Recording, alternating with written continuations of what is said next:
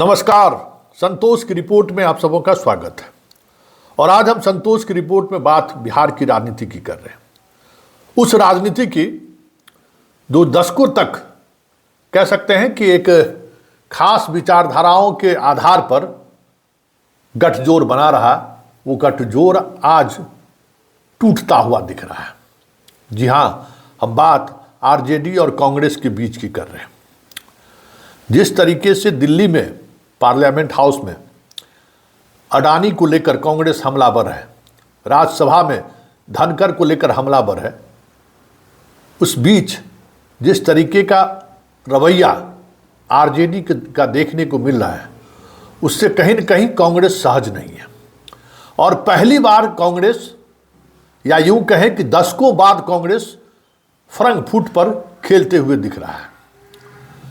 आपकी जानकारी होगी और ये खबरें चली भी हैं कि इंडिया गठबंधन के नेतृत्व को लेकर जब शरद पवार सरीखे नेता, फिर ममता बनर्जी सरीखे नेता ने जब सवाल खड़े करना शुरू किया, तो तेजस्वी भागे भागे कलकत्ता पहुंच गए और कलकत्ता में अपनी बुआ ममता बनर्जी से उसने मुलाकात की।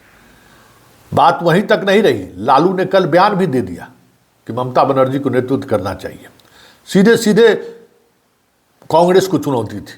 कांग्रेस की चुनौती इस बात कर नहीं थी कि इंडिया गठबंधन के नेता ममता बनर्जी बन जाए तो कांग्रेस असहज हो जाएगा। चुनौती इस बात को लेकर था कि अडानी फैक्टर कहीं न कहीं इस खेल में शामिल है। ये साफ दिखने लगा था कि अडानी की वजह से इंडिया गठबंधन में के गठजोड़ जो है ना, वो कमजोर पड़ता हुआ दिख रहा है। और इस बार कांग्रेस अडानी के नाम पर आर पार के मूड में, धनकर के मामले में आर पार के मूड में, लेकिन उनके गठबंधन के सहयोगी साथ नहीं देंगे, ये भी साफ अब दिखने लगा है।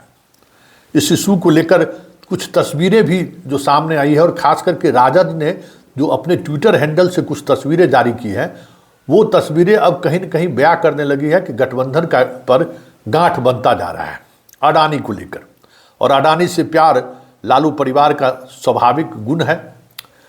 पूंजीपतियों से उनका रिश्ता एक चुनावी जो उनका अपना तरीका रहा है, उसमें वो सहज रहे हैं।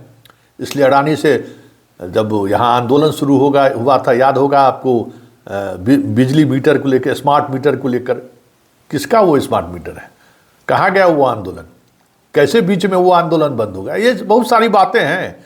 लेकिन अडानी अब बिहार में भी चुनावी मुद्दा बनता जा रहा है, ये अब साफ दिखने लगा है। देखिए दिल्ली की एक तस्वीर देखिए।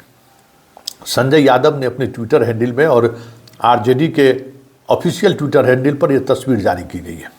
ये तस्वीर ऐसे व्यक्ति के साथ तस्वीर है, आरजेडी के तमाम बड़े नेताओं की, मतलब जो पार्लियामेंट के मेंबर हैं, जिनके खिलाफ कांग्रेस अविश्वास प्रस्ताव लाई है, जिस पर गंभीर आरोप लगाए हैं। और उसके साथ मीसा भारती चाय पी रही है, संजय यादव और मनोज झा साथ बैठे हुए, और उसको ऑफिशियल ट्विटर से जारी किया जा रहा है। तो मतलब क्या है, अडानी के मुद्दे पर लालू और तेजस्वी इस हद तक चले गए हैं कि अगर गठबंधन टूटना भी पड़े बिहार में तो तोड़ लेंगे। लेकिन इस बार कांग्रेस को इस मुद्दे पर घेरने की जो तैयारी है, उसमें हम दखल नहीं देंगे या उसमें हम साथ नहीं रहेंगे।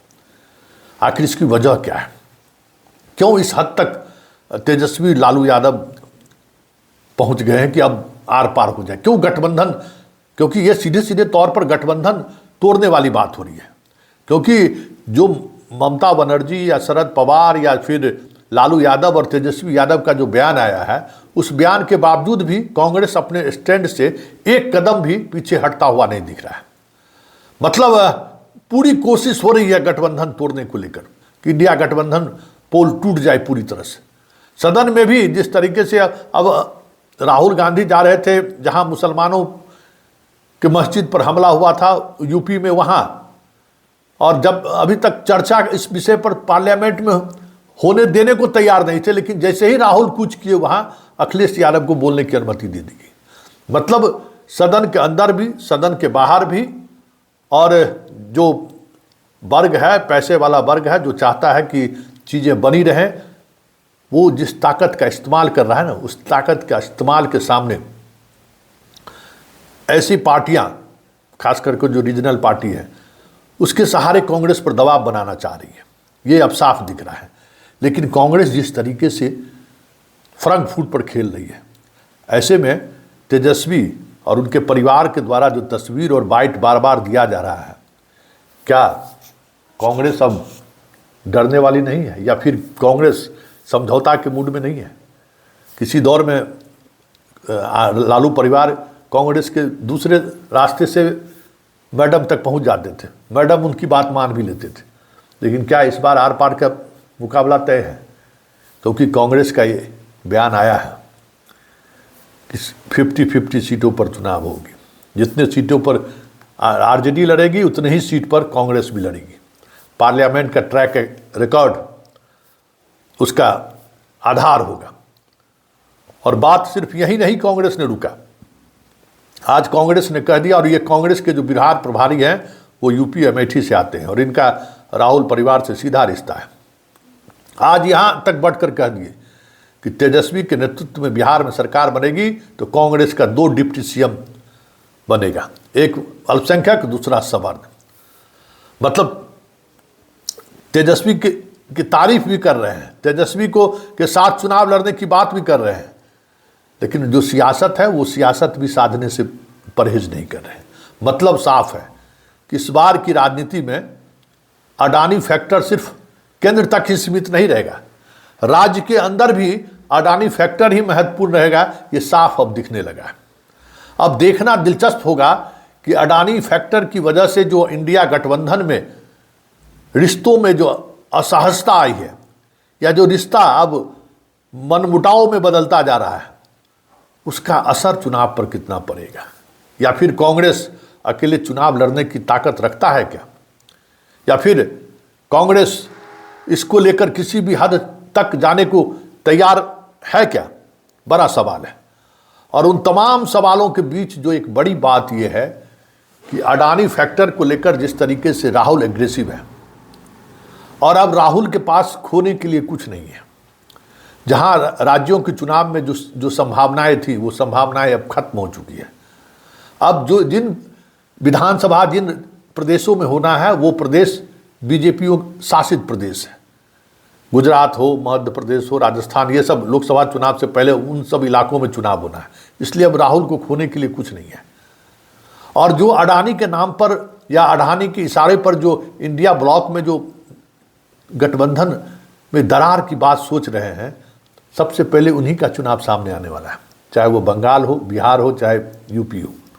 और इतना तय है, जो चर्चा भी है, कि मुसलमान का वोट अगर नहीं लेना रहता तो ये लोग कब से कब पहले, कितने दिन पहले ही बीजेपी के साथ चले जाते, तो कोई बड़ी बात है। चाहे ममता हो, चाहे तेजस्वी हो, चाहे अखिलेश हो।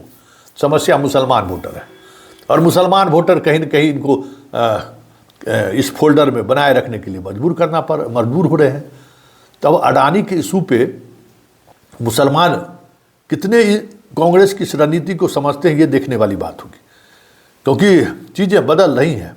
मुसलमान की राजनीतिक समझदारी, या यूं कहे कि कमिटमेंट लेवल अब बदल रहा है, और वो कमिटमेंट लेवल अब क्षेत्रीय दल से बाहर निकलने के लिए कसमकस कर रहा है। क्योंकि उन्हें लग गया कि क्षेत्रीय दल के साथ रहे हुए हम बीजेपी को परास्त नहीं कर सकते, या फिर क्षेत्रीय दल की राजनीति ने मुसलमानों को इस देश में इस स्थिति में पहुंचा दिया।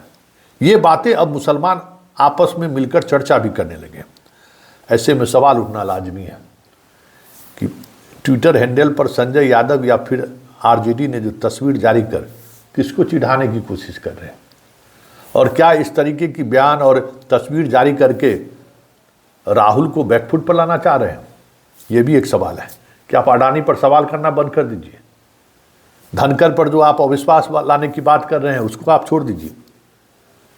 ऐसे सवाल होने शुरू हो गए हैं। तो अब देखना दिलचस्प होगा कि पहला बैटलफील्ड कहीं बिहार ही न साबित हो, क्योंकि सबसे पहले दिल्ली और दिल्ली के बाद बिहार में ही चुनाव होना है। और जिस तरीके से अडानी को लेकर विपक्ष कि वो दल, क्षेत्रीय दल सॉफ्ट होने की कोशिश कर रहे हैं, सॉफ्ट हो रहे हैं, तय होगा कि 2029 से पहले इस देश की राजनीति कौन सी करवट लेती है। जरा सुनिए कांग्रेस के बिहार प्रभारी ने किस तरीके से लालू परिवार की तमाम कवायद के बीच जिस तरीके का डिमांड किया है, हमें लगता है कि उस डिमांड के बाद कांग्रेस फ्रंट फुट पर तो खेलती हुई दिख ही रही है।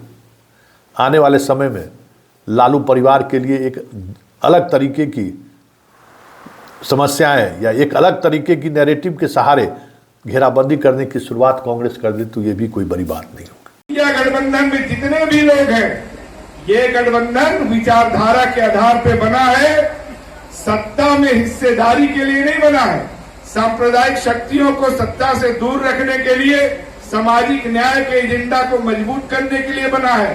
तो जब ये गठबंधन विचारधारा के आधार पर बना है तो इसमें ना तो कोई छोटा भाई है, ना कोई बड़ा भाई है, ना कोई पतला भाई है, ना कोई मोटा भाई है। बराबरी के आधार पे ट्रीटमेंट होगा, क्योंकि ये जो गठबंधन है वो विचारधारा के आधार पर बना है। तो इसमें मैं जहां जा रहा हूं, ये जो बात आती है छोटा भाई, छोटे आप नहीं है, विचार के आधार पे जब गठबंधन बनाया तो छोटा बड़ा इसमें कौन हो जाएगा। और जो भी निर्णय होगा आप लोग से राय मशवरा लेकर के होगा।